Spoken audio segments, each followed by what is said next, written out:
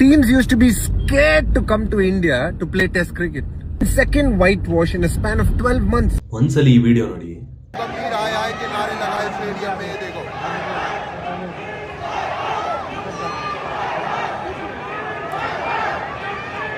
This is a insane for the Indian cricket fans ಅಂತ ಹೇಳೋದು. One thing, don't blame ಗಂಭೀರ್ದೇನು ತಪ್ಪಿಲ್ಲ ಇಲ್ಲಿ. First thing, ನಮ್ಮ ಇಂಡಿಯನ್ ಟೆಸ್ಟ್ ಕ್ರಿಕೆಟಲ್ಲಿ ಏನಾಗಿದೆ ಅಂತ ಹೇಳಿದ್ರೆ, ಒಂದು ಅಗ್ರೆಸಿವ್ ಪ್ಲೇಯರ್ ಇಲ್ಲ ಆ್ಯಂಡ್ ಎಕ್ಸ್ಪೀರಿಯನ್ಸ್ ಪ್ಲೇಯರ್ ಇಲ್ಲ.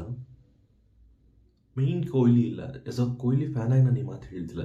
ಕೊಹ್ಲಿ ಇದ್ದಾಗ ಕಂಪ್ಲೀಟ್ ಗ್ರೌಂಡ್ ಅಟ್ಮಾಸ್ಫಿಯರೇ ಬೇರೆ ಥರ ಇರುತ್ತೆ.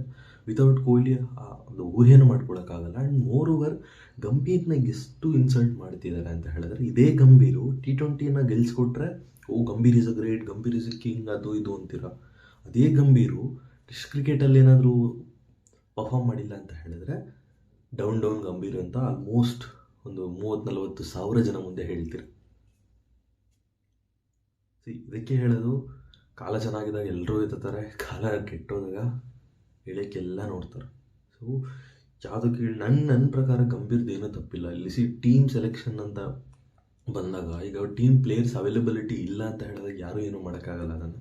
ಆ್ಯಂಡ್ ಇದರಲ್ಲಿ ಗಂಭೀರ್ ಏನೂ ತಪ್ಪಿಲ್ಲ. ಆ್ಯಂಡ್ ನಮ್ಮ ಪ್ಲೇಯರ್ಸ್ ಬಗ್ಗೆ ಮಾತಾಡಬೇಕು. ಎಲ್ಲ ಇವರು ಜನ್ಜಿ ಅಲ್ಲ, ಬಟ್ ಆದರೂ ಜನ್ಜಿ ಥರ ಆಡ್ತಾರೆ. ಒಬ್ರಿಗೂ ಪೇಷನ್ಸ್ ಅನ್ನೋದಿಲ್ಲ. Test cricket means patience.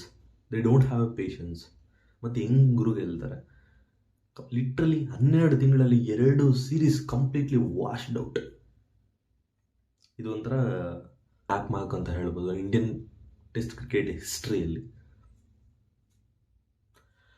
ಏನಾಗಲಿ, next ವಿಡಿಯೋದಲ್ಲಿ ಅಪ್ಡೇಟ್ ಕೊಡ್ತೀನಿ. ಎಲ್ಲ ತನಕ ವಿಡಿಯೋ ನೋಡ್ತಾ ಇರಿ, ಸಬ್ಸ್ಕ್ರೈಬ್ ಮಾಡಿ. ಸಿಗೋಣ ನೆಕ್ಸ್ಟ್ ವಿಡಿಯೋ. ಬಾಯ್. ಸ್ವಾಮಿ ಶರಣಮಯ್ಯಪ್ಪ.